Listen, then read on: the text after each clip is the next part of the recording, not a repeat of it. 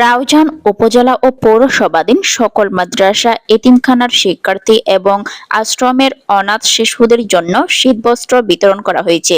সোমবার ৬ জানুয়ারি রাউজান সরকারি কলেজ মাঠে রাউজান উপজেলা বিএনপি ও অঙ্গ সংগঠন সমূহ আয়োজিত শীতবস্ত্র বিতরণী অনুষ্ঠানে প্রধান অতিথি ছিলেন বিএনপির কেন্দ্রীয় ভাইস চেয়ারম্যান, সাবেক সংসদ সদস্য গিয়াস উদ্দিন কাদের চৌধুরী।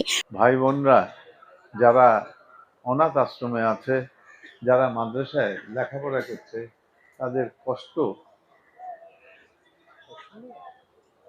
তাদের কষ্টর স্বীকৃতি হিসেবে আমি এখানে এসছি আপনাদের কিছু শীতের উপহার দেওয়ার জন্য। আমার এখানে আছেন আমার বুদ্ধ ধর্মীয় সভাপতিত্ব করেন উত্তর জেলা বিএনপির সদস্য আবু জাফর চৌধুরী।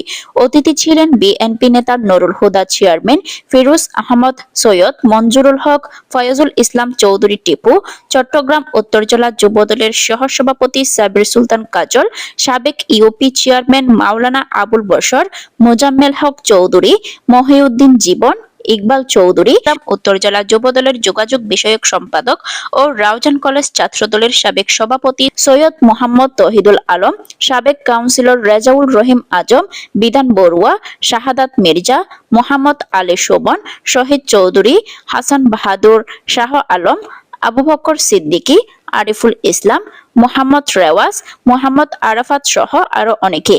অনুষ্ঠানে পৌরসভার মাদ্রাসা, এতিমখানা ও আশ্রম মিলে ২৪টি প্রতিষ্ঠান সহ উপজেলার ১৪টি ইউনিয়ন ও একটি পৌরসভায় শতাধিক প্রতিষ্ঠানের প্রধানগণের নিকট শীতবস্ত্র বিতরণ করা হয়।